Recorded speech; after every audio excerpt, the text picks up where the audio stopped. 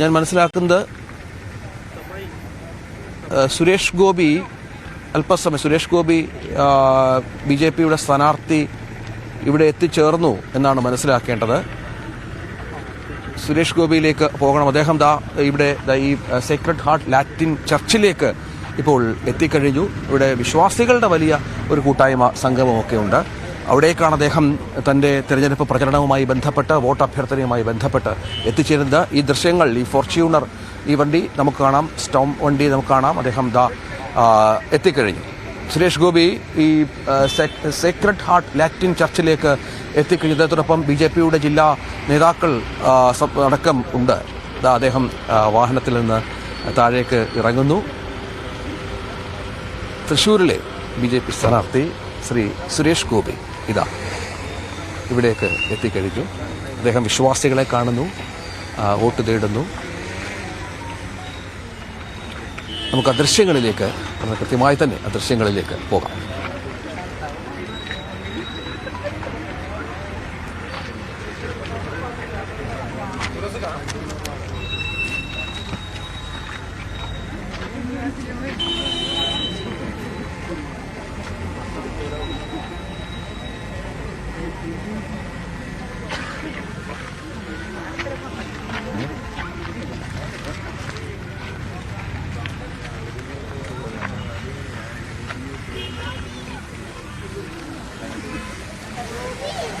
ഇന്ന് വളരെ പ്രധാനപ്പെട്ട ദിവസമാണ് ക്രിസ്തീയ വിശ്വാസികൾക്ക്.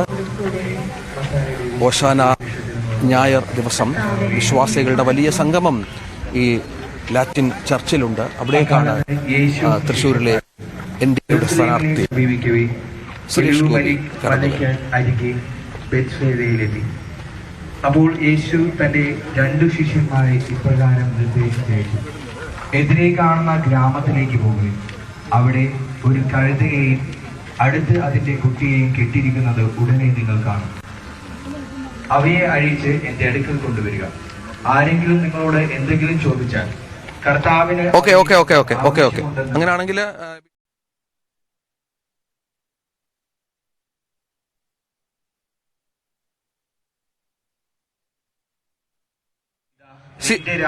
CB അനുമോദ് അവിടെയുണ്ട്. അവിടെ മുരളീധരനിലേക്ക് കൂടി ഒന്ന് പോകണം. സുരേഷ് ഗോപിയുടെ ദൃശ്യങ്ങളും പ്രേക്ഷകർക്ക് കാണാം. മുരളീധരനിലേക്ക് ഈ എന്തൊക്കെ കാര്യങ്ങളാണ് നമ്മളിവിടെ തൃശ്ശൂരിൽ മുഖ്യ പ്രചരണ വിഷയമാക്കിയെടുത്തിട്ടുള്ളത്? അല്ല, ഇന്ത്യയിൽ കോൺഗ്രസ് വരേണ്ടതിന്റെ അനിവാര്യത. BJPയെ നേരിടാൻ ശക്തിയുള്ള ഏക പാർട്ടി കോൺഗ്രസ് ആണ് ഇന്ത്യ രാജ്യത്ത്. ഇടതുപക്ഷം രണ്ട് വെള്ളത്തിലും ചവിട്ടുകയാണ്. ഇവിടെ കോൺഗ്രസിനെ കുറ്റം പറയുക. മറ്റ് സ്റ്റേറ്റുകളിൽ കോൺഗ്രസിനോടൊപ്പം സഖ്യം, ബംഗാളിൽ സഖ്യം, ത്രിപുരയിൽ സഖ്യം, രാജസ്ഥാനിലും സഖ്യം. അങ്ങനെയുള്ള പാർട്ടിയാണ് ഇവിടെ വന്ന് കോൺഗ്രസിനെ കുറ്റം പറയുന്നത്. അപ്പോൾ ഇവർക്ക് ഒരു ദേശീയ നയമില്ല. ദേശീയ നയമില്ലാത്ത പാർട്ടിയായി ഇടതുപക്ഷം മാറി. അതോടൊപ്പം തന്നെ കോൺഗ്രസിന്റെ അനിവാര്യത. ഇത് രണ്ടുമാണ് ഞങ്ങളുടെ മുഖ്യ പ്രചരണം. ഈ CAA വിഷയത്തിൽ നമുക്കറിയാം സംസ്ഥാന വ്യാപകമായിട്ട് വലിയ പ്രതിഷേധം, പ്രത്യേകിച്ച് മലബാർ മേഖലയിൽ ഇടതുപക്ഷം മുഖ്യമന്ത്രിയാണ് അവരുടെ പ്രചാരണത്തിന് മുൻകൈ എടുത്ത് നടത്തുന്നത്. എങ്ങനെ കാണുന്നു ഈ കേസുകൾ? അന്ന് സമരം ചെയ്തവർക്കെതിരായിട്ടുള്ള കേസുകൾ ഇപ്പോഴും പൂർണ്ണമായിട്ട് പിൻവലിച്ചില്ല. മുഖ്യമന്ത്രി കേന്ദ്രത്തിനെ സന്തോഷിപ്പിക്കാനും കേരളത്തിൽ ന്യൂനപക്ഷങ്ങളുടെ വോട്ട് വാങ്ങാനും ഉള്ള ഒരു എന്താ പറയേണ്ടത്, 2 വെള്ളത്തിലും കാലിട്ടുകൊണ്ടുള്ള പ്രവർത്തനമാണ്. അത് കേരളത്തിലെ മുസ്ലിങ്ങൾക്കറിയാം, മൈനോറിറ്റിക്കറിയാം. അവർക്ക് ഈ കാര്യത്തിൽ അവർ ഒരിക്കലും മുഖ്യമന്ത്രിയോടൊപ്പം നിൽക്കില്ല പൂർണ്ണമായിട്ടും. കാരണം ഈ നിയമം നടപ്പാക്കാതിരിക്കേണ്ടത് കോൺഗ്രസ് ഉൾപ്പെടെയുള്ള ഇന്ത്യ സഖ്യമാണ്. അതുകൊണ്ട് തന്നെ ആ കോൺഗ്രസിനെ ദുർബലപ്പെടുത്തുന്ന ഒരു സമീപനവും കേരളത്തിലെ മൈനോറിറ്റി സ്വീകരിക്കില്ല. ഈ മുസ്ലിം സമുദായ സംഘടനകൾ പലതും മുഖ്യമന്ത്രിയുടെ യോഗത്തിൽ പങ്കെടുക്കുന്നുണ്ട്, സജീവമായിട്ട് അഭിപ്രായം പറയുന്നുണ്ട്. CM-ഉം സംസ്ഥാന സർക്കാർ നല്ല കാര്യങ്ങൾ ചെയ്യുന്നു എന്ന് പറയുന്നുണ്ട്. ഇതിനൊക്കെ എങ്ങനെ കാണുന്നു? ഈ പറയുന്ന പലരുടെയും പേരിൽ ഇപ്പോഴും കേസുകളുണ്ട്. അതാണ് ഏറ്റവും രസകരമായിട്ടുള്ള കാര്യം. അതുകൊണ്ട് അങ്ങനെയുള്ള CM-നെ ഉയർത്തി കാണിക്കുന്ന ഒരു പരിപാടി ഈ ലോക്സഭാ തെരഞ്ഞെടുപ്പിൽ കേരളത്തിൽ ചെലവാവില്ല. തൃശ്ശൂരിലേക്ക് വരികയാണെങ്കിൽ സുനിൽകുമാറും സുരേഷ് ഗോപിയും രണ്ടുപേരും, സുരേഷ് ഗോപി വളരെ മുമ്പ് പ്രചരണം തുടങ്ങി, സുനിൽകുമാർ അങ്ങേക്ക് മുമ്പ് പ്രചരണം തുടങ്ങി. എങ്ങനെ കാണുന്നു എതിർ സ്ഥാനാർത്ഥികളെ? അല്ല, ഇപ്പൊ സ്ഥാനാർത്ഥികൾ തമ്മിലുള്ള മത്സരമല്ലല്ലോ, വ്യക്തികൾ തമ്മിലുള്ള മത്സരമല്ലല്ലോ, ആശയങ്ങൾ തമ്മിലുള്ള പോരാട്ടല്ലേ. അതിൽ കോൺഗ്രസിന്റെ ആശയങ്ങളെ ജനങ്ങൾ അംഗീകരിക്കും. അതാണ് എന്റെ പ്രതീക്ഷ. ഈ കേരളത്തിൽ തന്നെ ഏറ്റവും അധികം ചർച്ച ചെയ്യുന്നൊരു മണ്ഡലമായിട്ട് തൃശ്ശൂർ മാറിയിട്ടുണ്ട്. സുരേഷ് ഗോപിയുടെ സാന്നിധ്യം കൊണ്ടാണ് സോഷ്യൽ മീഡിയയിൽ പല പ്രചാരണങ്ങൾ നടക്കുന്നുണ്ട്. അതേപോലെ തന്നെ പല ഗിമ്മിക്കുകളിൽ നിന്നൊക്കെ എതിരാളികൾ പറയുന്ന പ്രവർത്തനങ്ങൾ ഇടതുപക്ഷത്തിന്റെയും സുരേഷ് ഗോപിയും ഭാഗത്തുനിന്നുണ്ടാവുന്നു. കോൺഗ്രസിന്റെ എങ്ങനെയാണ് ഇത് നേരിടുന്നത്? അല്ല, അതൊന്നും ഒരു രാഷ്ട്രീയം പറഞ്ഞുകൊണ്ട് വേണം ഇലക്ഷനെ നേരിടാൻ. അല്ലാതെ വ്യക്തികളെ അധിക്ഷേപിച്ചുകൊണ്ടോ അല്ലെങ്കിൽ ആരെയെങ്കിലും കുറ്റപ്പെടുത്തിക്കൊണ്ടോ അല്ല പ്രചരണം നടത്തേണ്ടത്.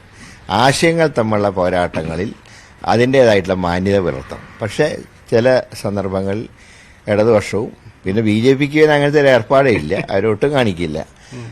ഏതായാലും ഇതിനെയൊക്കെ ജനങ്ങൾക്കറിയാം. ജനങ്ങളും പത്രം വായിക്കുന്നവരും TV കാണുന്നവരുമാണ്. അതുകൊണ്ട് ഇതൊന്നും ഈ മണ്ണിൽ ചെലവാവില്ല.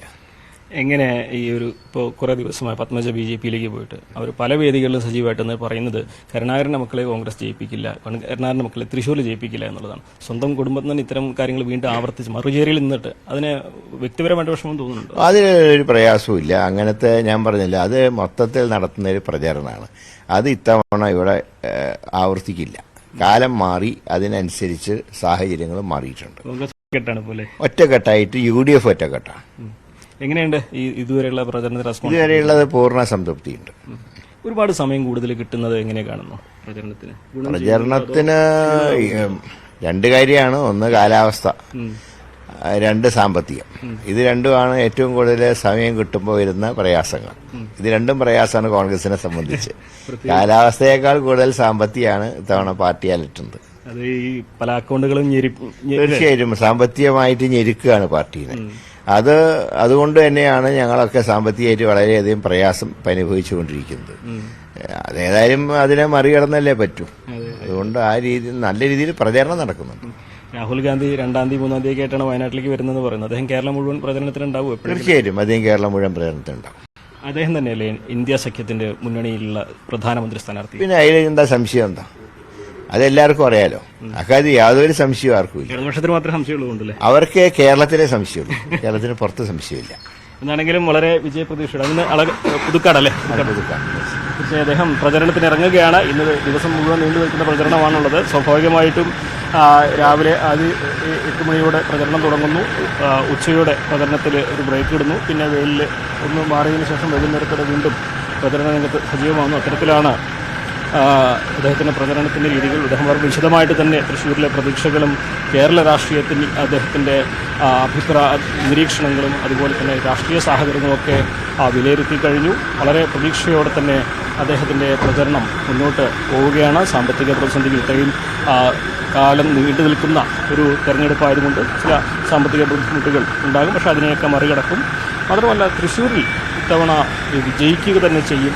കെ മുരളീധരൻ്റെ മകനെ തൃശ്ശൂർ കൈവിടില്ല എന്ന ഉറച്ച പ്രതീക്ഷ തന്നെയാണ് കെ മുരളീധരൻ പങ്കുവച്ചിരിക്കുന്നത്.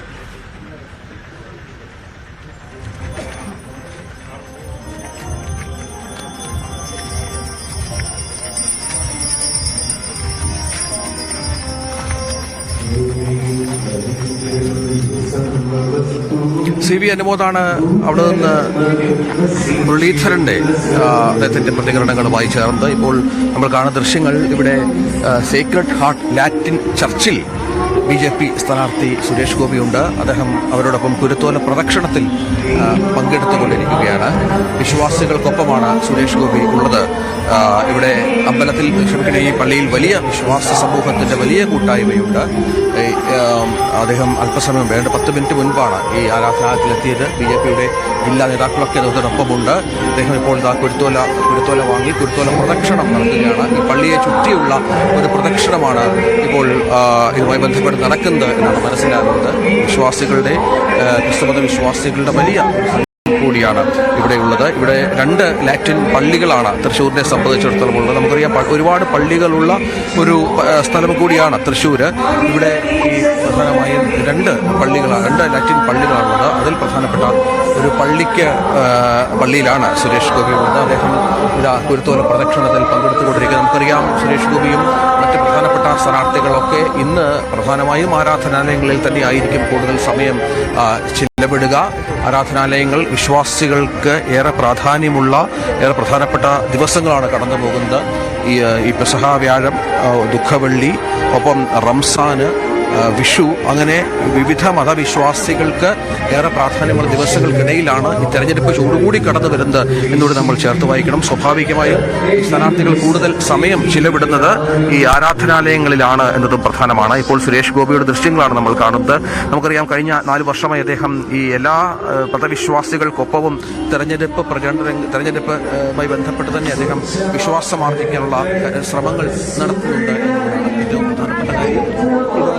അങ്ങനെ തന്നെയാണ് എന്നുള്ളതാണ്. വിശ്വാസികൾക്കൊപ്പം അദ്ദേഹം മിക്കവാറും സമയം ചിലവഴിക്കുന്നു. ക്രിസ്ത്യൻ മതവിശ്വാസികളുമായി ബന്ധപ്പെട്ടും അദ്ദേഹം തന്റെ സാന്നിധ്യം ഉറപ്പിക്കാൻ ശ്രമിക്കുന്ന ഒരു സാഹചര്യം കൂടി ചേർത്ത് വായിക്കണം. അത് ആ തരത്തിൽ സംഭവിക്കുന്നുണ്ട്. കഴിഞ്ഞ 4-5 വർഷമായി അദ്ദേഹം ഇവിടെ ഈ തൃശ്ശൂരിന്റെ മണ്ണിൽ തന്നെയാണ്, ശക്തൻ തമ്പുരാന്റെ മണ്ണിൽ തന്നെയാണ് ഉള്ളത്. തെരഞ്ഞെടുപ്പ് പരാജയത്തിന് ശേഷം വിട്ടുപോകാതെ അദ്ദേഹം ഇവിടെ തുടർച്ചയായി പ്രവർത്തിച്ചുകൊണ്ടിരുന്നു. രാജ്യസഭാ എം പി ആയിരിക്കുമ്പോൾ പോലും അദ്ദേഹം ശക്തന്മാർക്ക് അടക്കം നിരവധി വികസന പ്രവർത്തനങ്ങൾക്ക് പണം ചിലവഴിച്ചതും ഇതിലൂടെ ചേർത്ത് വായിക്കണം. അങ്ങനെ വിശ്വാസികൾക്കൊപ്പം ഇപ്പോൾ കുരുത്തോല പ്രദക്ഷിണത്തിൽ പങ്കെടുത്തുകൊണ്ടിരിക്കുകയാണ് സുരേഷ് ഗോപി എന്നുള്ളതാണ്. നേരത്തെ പറഞ്ഞതുപോലെ വിവിധ തരത്തിലുള്ള വിശ്വാസകരമായ വിവിധ തരത്തിലുള്ള കാര്യങ്ങൾ ഇപ്പോൾ നടക്കുന്നുണ്ട്. ഇപ്പോൾ വിഷു ആഘോഷങ്ങൾ വരുന്നു, ഈസ്റ്റർ വരുന്നു, പെസഹ വ്യാഴത്തിന് ശേഷം ഈസ്റ്റർ വരുന്നു. ഇന്ന് ഓശാന ഞായർ ദിവസവും വിശ്വാസികളുടെ വലിയ സംഗമം ഈ ക്രിസ്ത്യൻ ദേവാലയത്തിൽ ഉണ്ട് എന്നുള്ളതാണ്. അവിടെയാണ് ഇപ്പോൾ സുരേഷ് ഗോപിയുടെ സാന്നിധ്യമുള്ളത്. അല്പസമയത്തിനകം തന്നെ മറ്റ് സ്ഥാനാർത്ഥികളെ ഒരുപക്ഷെ നമ്മൾ ഇങ്ങോട്ടേക്ക് തന്നെ പ്രതീക്ഷിക്കണം എന്നുള്ളതാണ്.